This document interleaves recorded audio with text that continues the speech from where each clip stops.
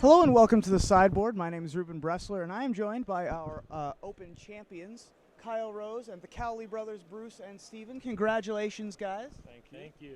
So this is probably not your greatest accomplishment, Kyle. It might be. Well, Kyle has quite the storied resume, 4 Pro Tour top 8s and a win. You have a Pro Tour top 8 as well. Yep. And you've been around the game a long time. Is this actually your first win? Is this your first event win? I mean, I've won PTQs. This is my first win, anything relevant, I guess.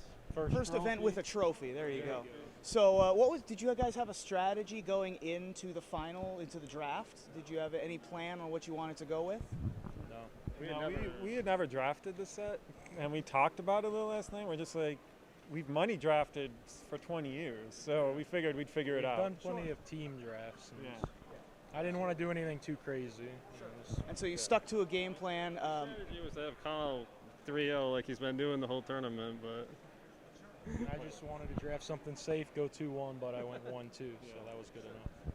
Now, among the decks, the one that was the most fun for me to watch was actually your deck with the Bog Brew Witch engine that just took over game after game after game, especially with the Elixir of Immortality being able to shuffle in those newts, and it just took over long games against other control decks.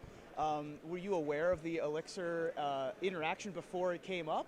Yes. I draft a lot online, and my really good friend Chris Manning, he drafts Elixir decks all the time. And people hate these guys.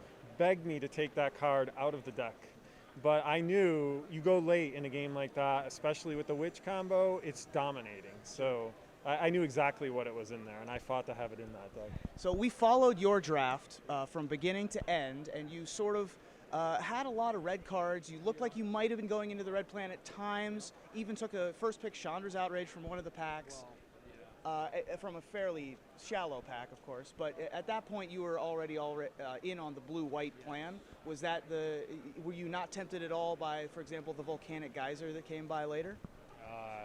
I'd have to go back and look at everything, but my first pick was a blue card. Then I got all white cards, and I had a Dragon Egg, which I rated just about as high as the Water Servant I had because I thought they were going to be aggressive. They got to play first. Certainly was open to white-red or white-blue. Then I took the 2-1 guy that makes everything of theirs attack first out of the next pack, wanting to go white-red kind of control-y. And then I just got past an Air Servant. I know the guy to my right's blue. I can't beat an Air Servant with my white cards early.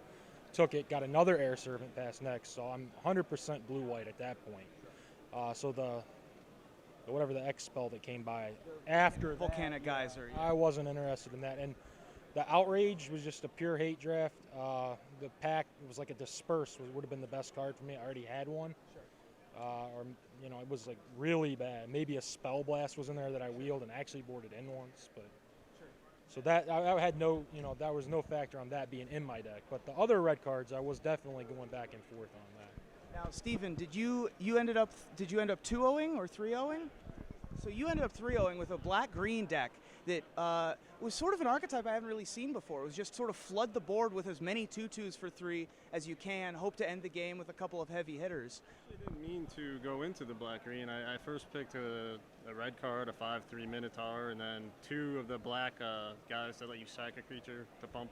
The Blood Baron? Yeah. Then I drafted an Active Treason, and I was looking to just go red-black, Active Treason, sack their guys, and then I got late spiders, like a Deadly Recluse and a Giant Spider. As my only green cards in pack 1, and then I just got all of them in the next pack, and so I just moved in on black-green. It just sort of ended up that way. It was unintentional.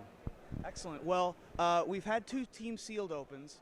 Both winning teams have had a Pro Tour champion that has 4 Pro Tour top 8s on it. That sets a pretty high bar, you and Huey Jensen.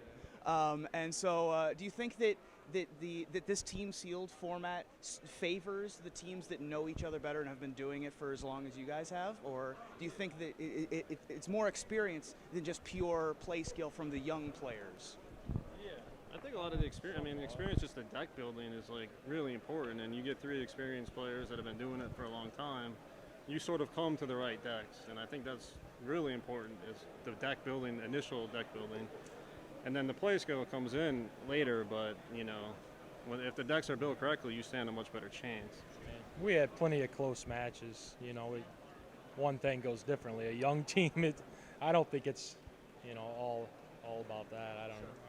I'm sure the younger guys know what they're doing. No, Huey's teammates are both, you know, young. They've been They're playing experienced. for. Accomplished, They're but experienced. yeah, to me they're young. Sure, exactly. We were also on the right side of like a lot of mulligan situations. You know, our opponents mulligan to 5 and 3 in the last match against me. So I think we outplayed everyone. I don't know what you guys are talking about. Well, congratulations once again, Kyle Rose, Bruce Cowley, Stephen Cowley, your team sealed Richmond Open champions. I'm Ruben Bressler in the sideboard. I believe we're going to toss it right back to the booth. Congratulations once more, guys, and we'll see you later.